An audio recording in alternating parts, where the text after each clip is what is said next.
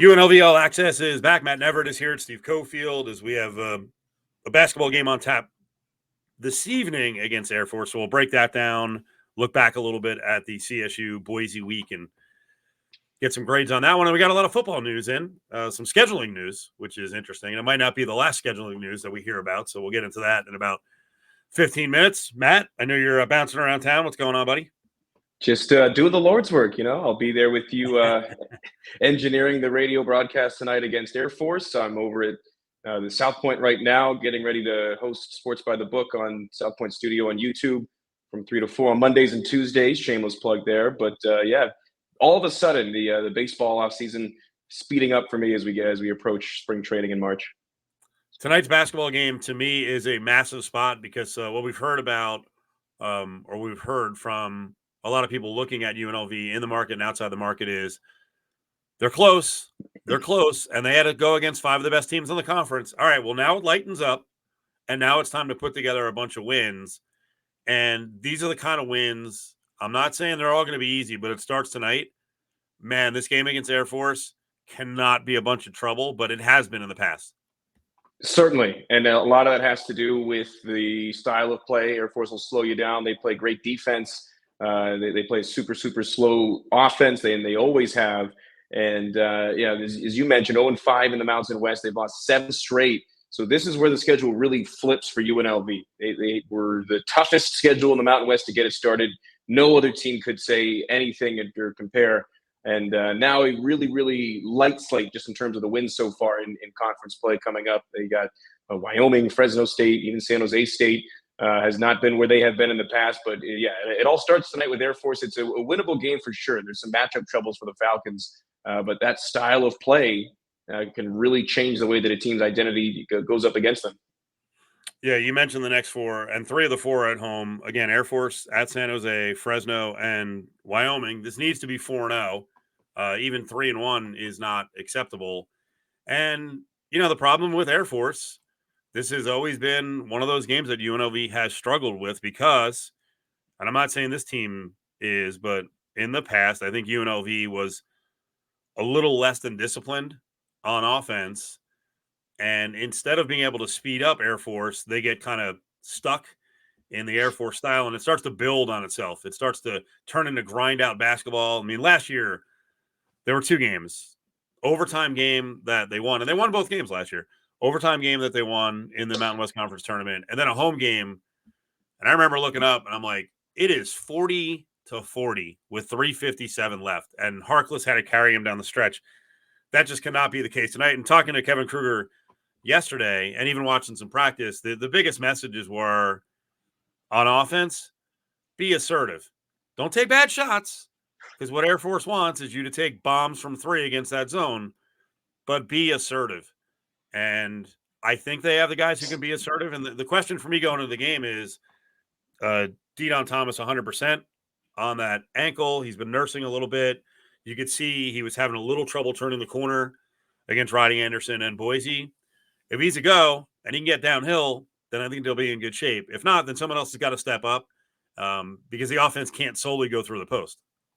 Well, and he's been so pivotal all year. And as you mentioned before, that Air Force has been able to, especially against UNLV because of the discipline, really change the way that the Rebels play offense. And that's just because they've never had a De'Don Thomas Jr., at least in recent years, a true floor general point guard who doesn't get sped up. We very rarely have seen him change his style of play throughout the year this season. So, his health is critical for this game. And I do think that the issue for UNLV against Air Force is that sometimes, especially with some of the guys that have been on the roster a couple of years, they fall in love with that deep 3. It's a shot that they've been able to take advantage of in recent games. But I think that they will have an advantage in the post solely because they're able to do so many different things with the Boone brothers. And I think against this Air Force team where UNLV will have the superior athletes, and it'll be probably the first time in conference play where top to bottom they've been just about every position, superior athletes. I think that we'll see them be able to stay in themselves and have DJ Thomas kind of not get sped up because that has been the issue in past years. Yeah, Kruger also said no standing around on offense because that's when things get stagnant. That's when the problems arise. And then on defense, it's a pretty interesting Air Force team. on offense. They've got three guys who are averaging 75% of their points in Petritis and Taylor and Becker. Petritis got him really good last year. Good guy cutting to the hoop. Obviously, the backdoor cuts and the cuts through the lane are murder if you give him up. Taylor's the intriguing guy because I would call him a power point guard. One of these guys who's 6'5", 6'6", will take possession of the ball for long stints, likes to back you down. So that'll be interesting to see who's matched up on him. I kind of liken him to, remember the Wyoming player Hunter Maldonado? Oh yeah, where you can clear out a whole side in a situation and have Taylor back you down. And Taylor had a bad year last year, or down year for him, and he's back. He's shooting the ball well. He's shooting right near 40% from three, and he was never really a great 3-point shooter. He's averaging 16 points a game. So they've got some weapons. If you're not paying attention and you're allowing backdoor cuts, Becker and Petritis especially are going to hurt you.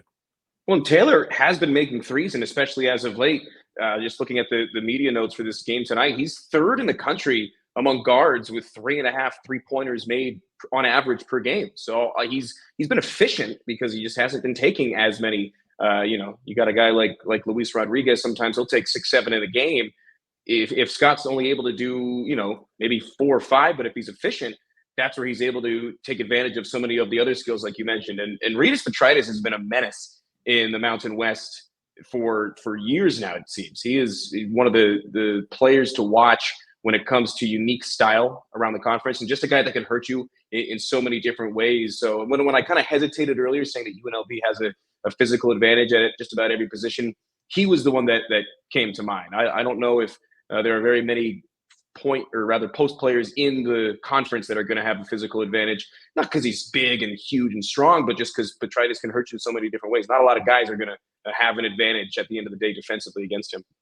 Yesterday at practice, I talked to Kevin Kruger. Give this a listen as we started off this part of the conversation, just talking about, hey, what do you got to do right against that zone defense that Air Force throws at you? You just got to keep moving. You got to find open spots. The worst thing you can do against the zone is stand, because then they can check one person off because there's going to be a guy standing near you.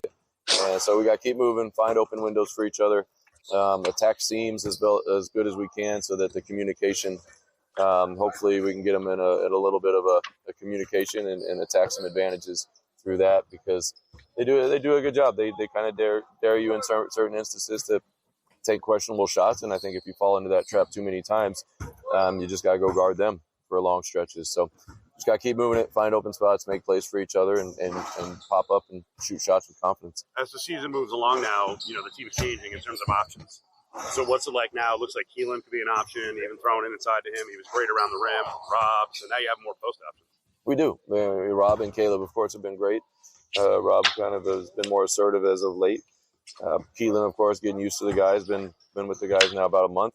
So, getting better and getting more comfortable with each other. But, anytime you can play inside out, I think it's a huge advantage. Much like how Air Force has 5 big guys that can play on the perimeter and spread the defense out. I think also being able to throw the ball into the post, it collapses defense and has an advantage in other ways. And, throwing to Caleb, throwing to Rob, throwing to Keelan, throwing to Ice, whoever it is down there that can get the defense to collapse and make plays out of there has been a really good thing for us. Matt, it really is one of the developing stories of the season. The fact that now they have multiple post-up options. Rob Whaley has his confidence back. You overplay Rob Whaley on a pass and you miss, someone's getting dunked on. And boy, Keelan Boone is kind of what I expected in terms of a perimeter player. But that Colorado State game, they needed him to get inside. And whether it was drives, off the bounce, off a miss, listening to CSU's coach Nico Medved, he said that was really one of the tough things about UNLV is that bounce off the miss, and that Boone really got him. But Keelan's got that scorer's mentality, and I'll tell you, if Keelan didn't hit a couple of big shots to stymie runs, Colorado State probably would have jetted out in front earlier in the game. He had a really good game, and as he gets confidence, man, the Boone twins on the floor together, or you rotate one of them with Whaley. Now they're going to basically have, unless they have massive foul trouble, they're always going to have a good in and out possibility by throwing it down into the post. Yeah, and watching Keelan Boone get thrown into the fire like he did, and all of a sudden playing 30+ minutes every game without even being able to really practice with his teammates before the Creighton game. It's been so fun to watch, and that scores mentality has been something that they've needed, because you got to have at least one guy obviously on the floor who's got that, but to have multiple players, including his brother Caleb, who when he gets the ball, he's going to the rack. A couple of guys on the floor at any given time that have that mentality, like an EJ Harkless, like last year, in the last couple of years, it just opens up so many different options. And Keelan Boone, like you had mentioned, hitting the timely shots, I think that's been the most impressive part of his game to me. Is not just the prolific shooting performance, but the timing and the clutch nature, and his almost coaching on the bench style. He's been so much fun, and exactly what they've needed. And you saw me flipping during the clip there from Coach Kruger to Rob Whaley's page, is looking at his numbers the last handful of games. If I would have never seen him play, never knew the kid, I would say this is a guy looking game by game that has gained confidence throughout the season. And that's exactly what has been the case. He scored double digits 5 times. He's done it 5 of his last 7 games, including 3 in a row. He's getting rebounds. He's dishing the ball. That's one thing that was always sneaking underrated in his game. And when you talk to him in the preseason, that was kind of where it was pointed out to me, and it's something I've been watching for. But Rob Whaley just building confidence every single game, and it's exactly what they've needed from that position. Yeah, some other things to look for to track in the game tonight, just for progress. Boy, Caleb Boone is really effective in the post. I think if he goes relatively quickly, but as I predicted about a month ago, dribble, spin, pivot foot, spin. The other teams are going to crash on him, and they're going to start just swiping wildly at him. And he has a wrap in his left hand, and no one has said anything. I believe his left hand is probably a little weak right now in terms of, clutching the ball. But watching the game early in the second half against Colorado State, they really were turnover free in the first half.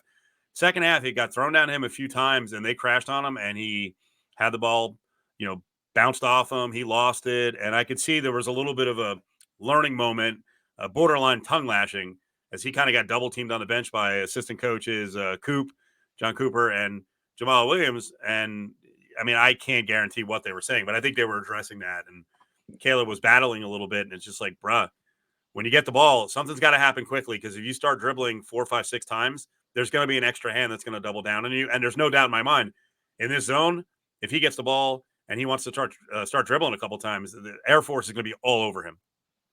Yeah, especially from their zone defense, it makes it a little bit easier to be able to have 2, even 3 guys coming in and crashing really hard on them. And I think that's absolutely going to be a focal point of their defensive game plan, is to not let Caleb Boone beat them on the inside. When they were at their best, the 2 Boone brothers, at least as of late, when they were working together the best in my eyes, was in that game against New Mexico here in Vegas, when they were just kind of on the same side, going back and forth.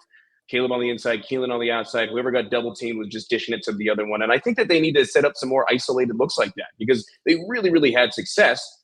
And then if you can get some slashers behind, a couple of cutters to the elbow, maybe on that same side as Keelan on the outside, they got some really unique looks that weren't available to them when Keelan Boone was ineligible in the early part of the year.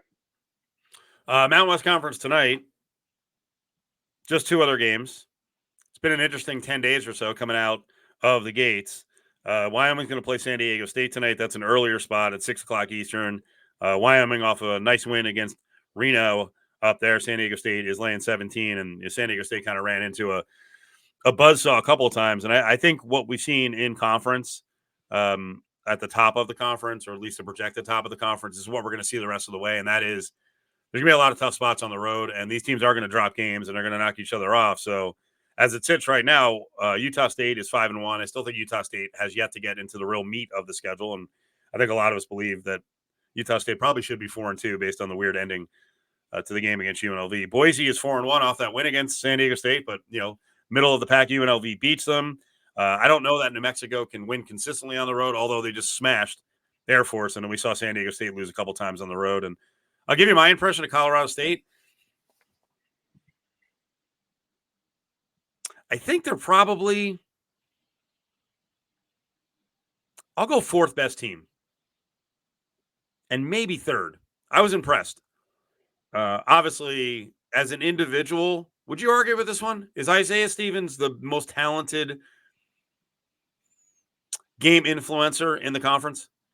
I've called him the best distributor in the country at times. So no, that's not necessarily something I would disagree with. To your point, he does such a good job of making the game go the way that he wants to. And you see that in DJ Thomas, but for Isaiah Stevens, he has done it in this conference year in and year out.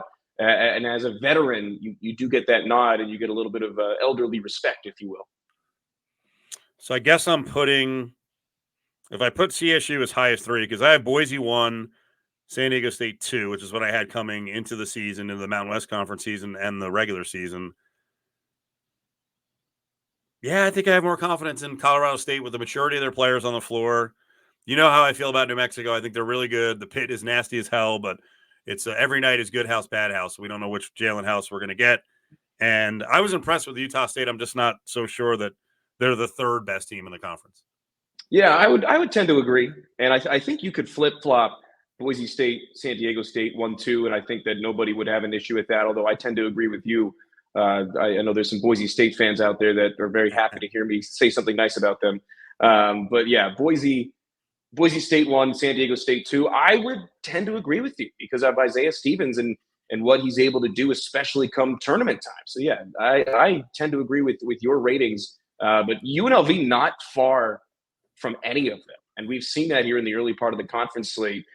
This was a UNLV team that really hadn't figured out their identity until the last, real couple of games. And they've played every team really outside of San Diego State, which was their first conference game of the season, really, really close. There was never a point in any of those games where I thought, oh my goodness, they are just outmatched. So that, the difference between, 3 through 6, 3 through 7 in the conference really is not that big across the board. And we do need to say congrats to the Kruger family.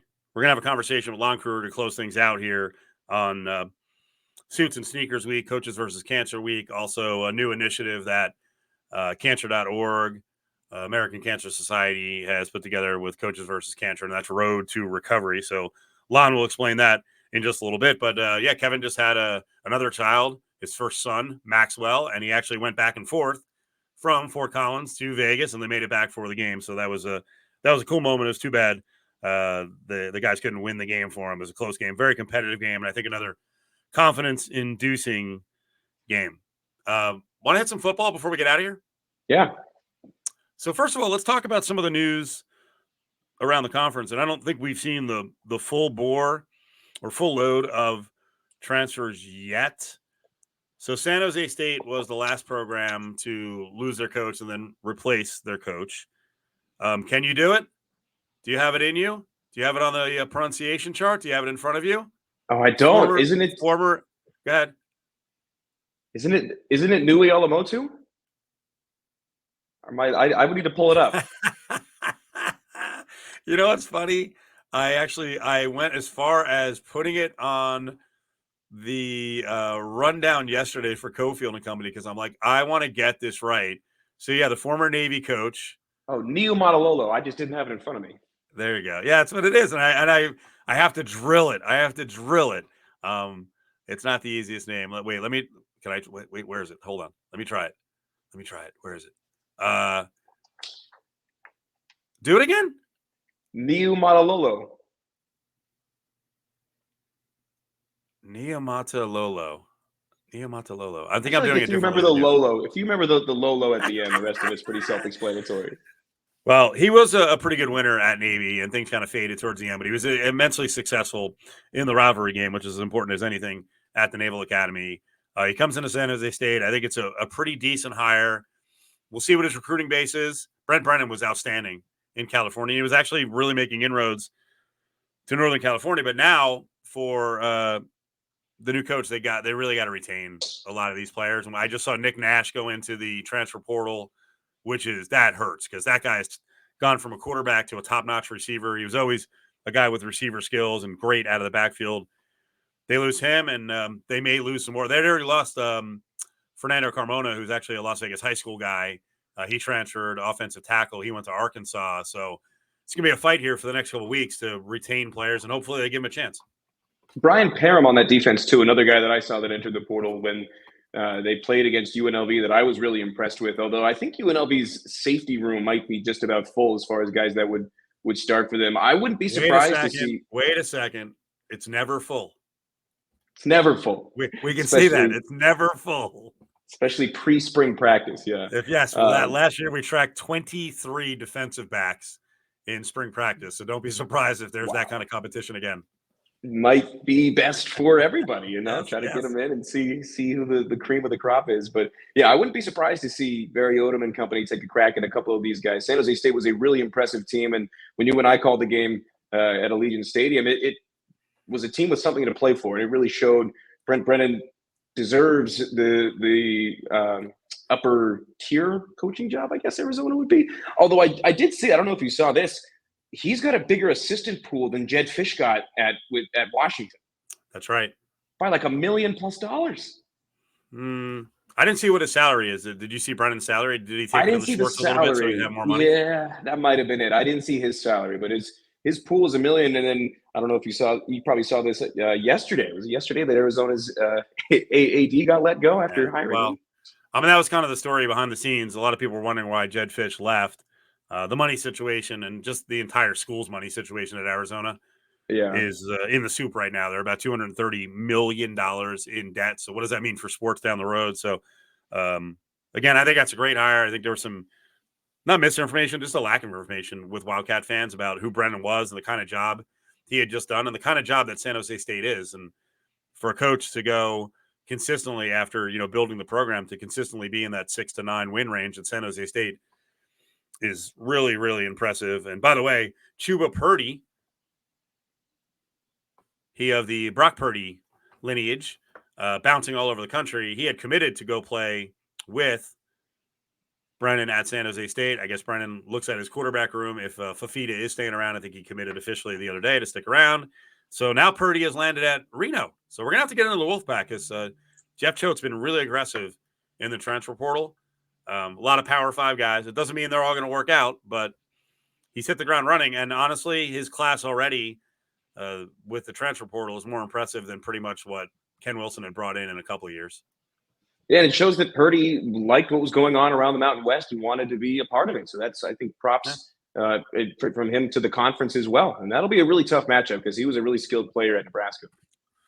Okay, so did you see the schedule news today? I had asked, it's funny, on Cofield and Company, I got kind of the whispers about this a little while ago, but on Cofield and Company last week, I'd asked him on, who is a co-host and sidekick and producer. I'd asked him about the Army game because the Army game was clearly going bye-bye because Army has to back out with everyone on the 2024 schedule that they had non-con because they joined a conference.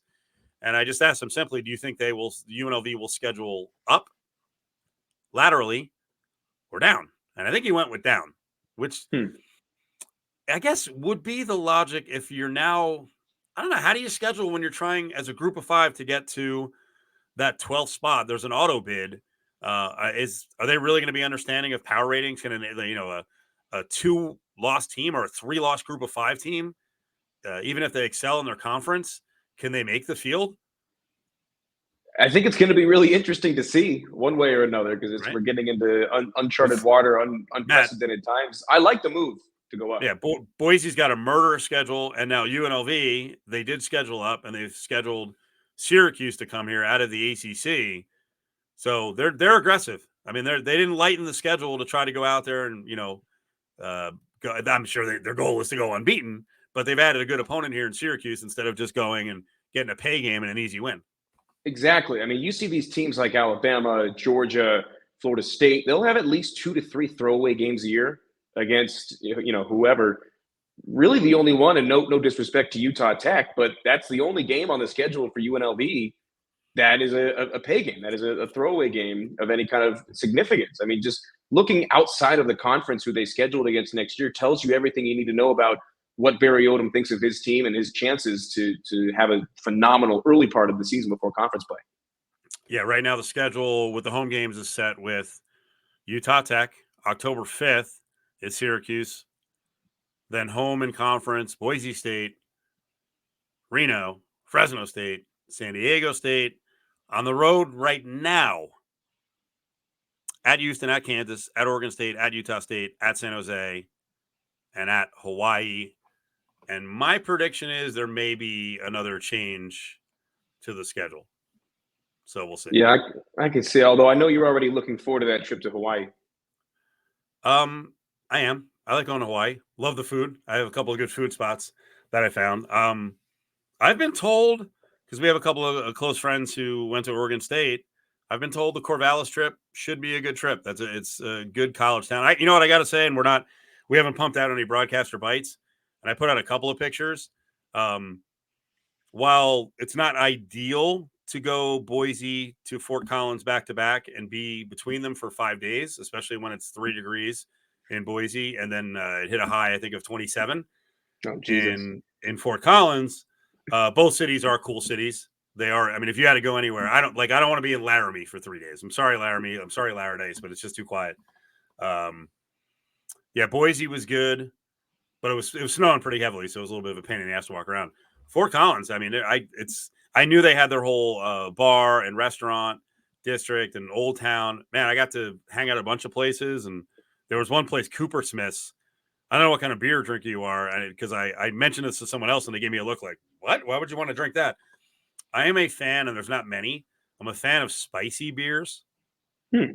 Yeah, exactly. I'm not necessarily, but I'm not going to judge you for it. I mean, it's like a Bloody Mary, but in a beer.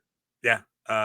Banger Brewing, which was here forever but closed. They had a beer that was jalapeno infused. It was called El Jefe, and this place, Cooper Smith's, was the first place I found. Huddle's had one on tap, but I don't know if they have it right now. That's in the Arts District. But this place, Cooper Smith's, had 2 different spicy beers, and one was really had a real edge to it with like ghost pepper and habanero. So that was really good. But yeah, I had a good time. It would have been nice to win that Colorado State game, but I had a good time in both Boise and Fort Collins. I'll tell you more about it when we see each other at the UNLV basketball game tonight. But I have some intel on a couple of good Mexican spots in San Jose from my dad. Oh, okay. I need that.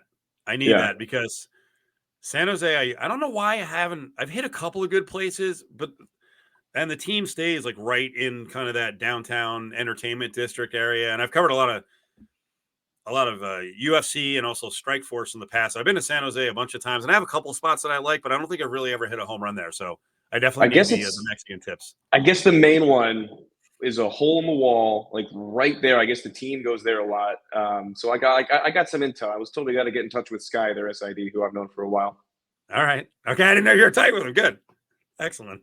We're good. We're set. Between you and I, we've got basically everywhere in the conference with at least somewhere good. Well, the other thing is I may have to extend the olive branch because if you remember during the San Jose State UNLV football game, there were a couple of Spartan fans who weren't happy about me for being brutally honest about the way their team played the game. But you know what? It's all water under the bridge anymore. Nobody remembers that. Now you got Coach Kennan. Brennan's down at Arizona. They can do what they want in Arizona. So I'll be forgiven. Or just lighten up, Buttercup, Hey, I've forgiven Boise State fans, so I think we can exactly. Although, you know what's funny about the whole Boise State thing? We had a good conversation on Cofield and Company with Leon Rice at Mountain West Conference Media Day, and we even, I think we did it on the air. We even brought it up to him. We're like, man, UNLV fans don't like you, and he's like, I don't get it. They're always like, I'm like, you did a double fist pump right in Dave Rice's face. No one's ever going to forget that. I apologize. I forgot about that. Yeah. I got caught up in the moment. And it was funny.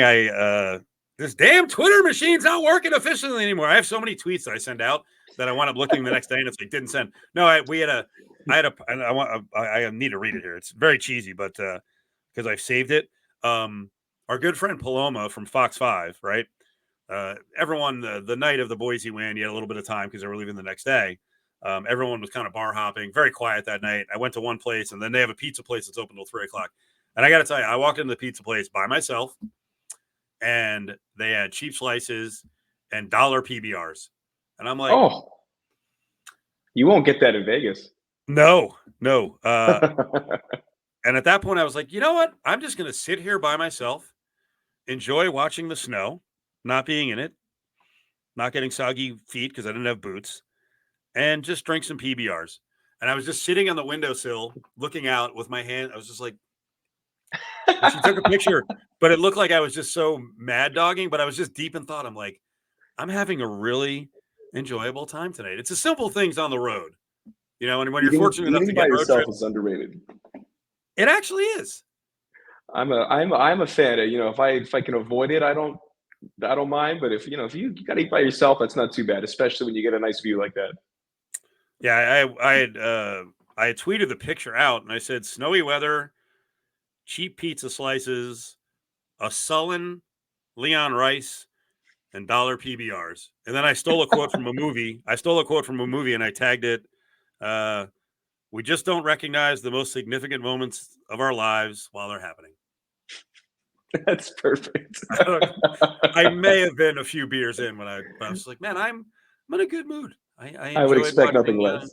I enjoyed watching Boise and Leon and the crowd have to go home with an L in their pocket. So, and he may or may not have gotten hit in the face with a ball at some point during that game. I saw on X. Ooh, you know what? I have to get the inside story on that one because the guys who run the Runnin Rebels and do all the social media for the basketball team and do a lot of it for the football team.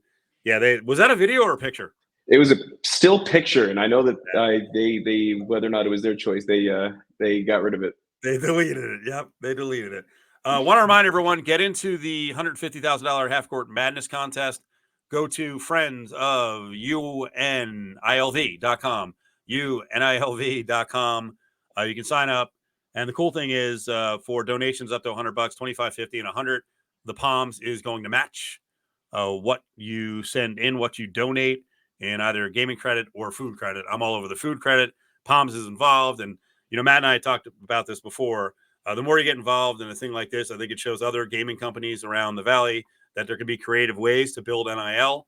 And yes, UNLV absolutely needs the help of the casinos to get more and more players and keep players. We saw what happened with the football team. There are reports out there about offers being made for Ricky White. We know Jaden Mayava was offered something really good from Georgia and USC, and he moved on. So we can fight this battle. This is part of it by going to friends of UNILV.com. Friends of UNILV.com. Not easy to say, but the sign up is easy. All right, Matt. We'll see you, buddy. I'll see you at the game tonight. Let's do it. Let's see what the Runnin Rebs got. So stick around with just me here for a second. I had a chance to talk to Lon Kruger about another important initiative aside from the NIL that we were just popping, and that is Coaches versus Cancer. This game tonight against Air Force is part of Coaches versus Cancer Week, Suits and Sneakers, and they've come up with a great new initiative called Road to Recovery, and that is you can volunteer to drive cancer patients to their treatment, and you don't think about it, like how many people don't have rides. One of the biggest reasons that people miss appointments is simply they don't have a way to get there. I sat down with Lon Kruger for a couple of minutes, the former UNLV head coach and one of the guys who's really put this whole thing together with Coaches versus Cancer, and talked about Road to Recovery and how important getting up to cancer.org is.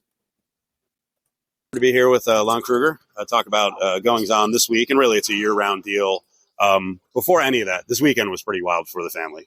So talk about where you are as, Allie's delivering Maxwell and Kevin's coming back into town. Obviously, it's important that you guys are here too. So what was a weekend like for you as they play a basketball game on Friday and then Friday morning, grandson? Well, as grandparents, it was great. We didn't have to do the traveling back and forth like Kev did, but Allie, of course, was a major player in the weekend. And then, of course, the arrival of Maxwell Friday afternoon. Great weekend. I mean, anytime you get a new member of the family, it's pretty special, and all turned out well and doing well. So good weekend. How many grandchildren total now?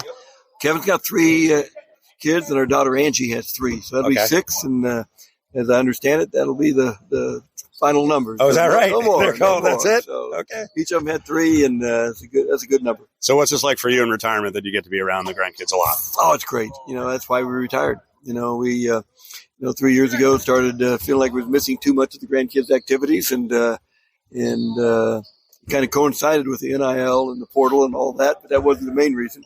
It was more about the time with the grandkids for sure. Yeah, I'd asked Kevin about the kind of the feelings that you had when you retired, because I was tying it to Nick Saban, and I'm guessing with Coach Saban, it might be the same thing, that you have family, you're in your 70s, and it's just getting so crazy now. All these jobs are, 11-month a year, 12-month a year jobs. There's really no off time.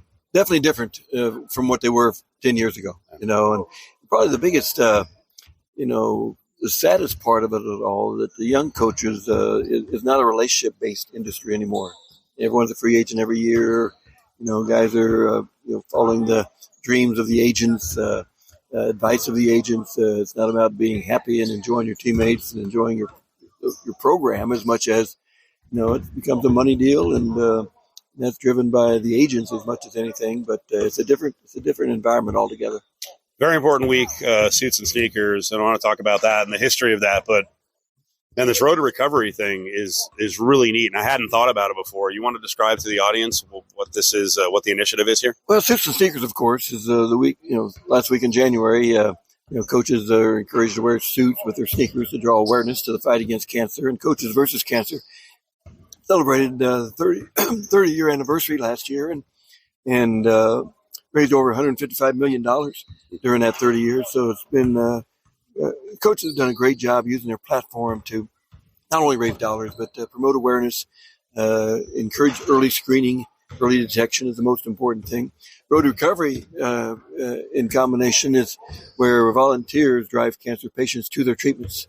The number one reason for missing their treatments is the lack of transportation. So Valley drivers going to be honored at the ball game tomorrow night, Tuesday night. Coach Kev and the athletic department providing them all tickets for the game, and give people a chance to say thank you for their time and efforts in helping cancer patients fight the battle. And it's a great idea because it's the alternative. If you don't have the money to donate to the cause, maybe you can donate, a day or two here, whatever is necessary, and you have a card, drive these patients. Super important. I'd never even put it together that, a lot of times people can't get to their appointments. They can't get to their treatment. That's very true. And it's a good point too that, it's really on the volunteer's schedule. Some volunteers drive once a week, some drive once a month. You got a Wednesday afternoon available. You get a online, you get a printout of who needs a ride, and you just go on and click on, and very easy process, but also very much appreciated by those patients. What's the best website to go to for information? Well, it's cancer.org. Okay. You can go on there, Road to Recovery, either one. You can find, you can sign up. It takes a little bit of time to sign up. Then the execution of identifying rides and all that's very, very simple. Lon Kruger's with us on Cofield and Company, ESPN Las Vegas. Last one, let's talk about what's gone on this season. Watching your son, Kevin, coach the team. It's been a really interesting year because it's one of those years where you see it often. You're like, hey, they can beat the top teams in the country, but they're catching some bad breaks. When you go on a run like this where they're winning, but they're also losing some close games, what do you tell him? He's an experienced basketball guy, and a lot of this comes down to a coin flip sometimes, but it can get mentally wearing. Yeah, from a coach's standpoint, perspective, it's probably as frustrating a year as any, because you've had the injuries, you've had the close losses, you've had now in the last 2.5 weeks, they've really played their best basketball clearly, starting to be connected, starting to come together, even down a couple guys from an injury standpoint. So you just tell them to, just advise to keep coaching them hard. Just get better every week. This league is going to be a league in which the champions probably going to lose 4 or 5 games in the end, and you just need to put together a good run. And they've, every game's tough, but they've had a tough 5-game stretch here, and not that they wouldn't like to be, 5-0, but they've got some tough road trips behind them. Now they got to take advantage of some games, some opportunities at home. They're playing better, and they just got to keep improving, got to keep making progress. 13 games left. Looking back on your coaching career, can you remember a team where you got to, say the 55% point of the season and you're around 500 and then you made a run where you got a lot better down the stretch and finally came together? Your goal is to get better as the year goes along, and certainly you'd like that, get better from a good starting point. They've had some, tough losses early on, but that's behind you. You got to learn from it. But again, the last 3 weeks, they've been a good basketball team. Playing good basketball. They kind of maybe have a little bit of an identity now. Defensively, they're much more connected. Offensively, they're playing inside out a lot, and they're going to be a little bit more consistent as a goal. But this team's got a chance to do that. They're talented enough. Again, you're not going to get Jalen back. Ice and Shane are still a little bit limited, but they'll get more healthy. Short of Jalen, of course, as the year goes along. Last one. You've seen a lot of point guards. You've seen freshman point guards. It's not easy. And in DJ Thomas's case, this guy was 18 years old. He's not slightly built, but this league, if people don't realize it, man, it is filled with 23 and 24-year-olds, well above 200 pounds, and they maul. they defend. So he's been pretty good as he's adjusting to it. He's been very good. Just delighted for him to have the role that he's had and to see the progress he's made. From week 1 to the December to the start of conference to now, he's just going to keep getting better. And he's in a position where he has that opportunity. And certainly, he's so prideful doing it for his hometown university and following in his steps of his dad and all that. So, he's been phenomenal. He's going to keep getting better, and that's exciting for Rebel fans. Cancer.org is the site to go to get more information on suits and sneakers, and just as important, the recent initiative with the Road to Recovery. Cancer.org, Coach. We appreciate it. You bet. Thanks for the opportunity.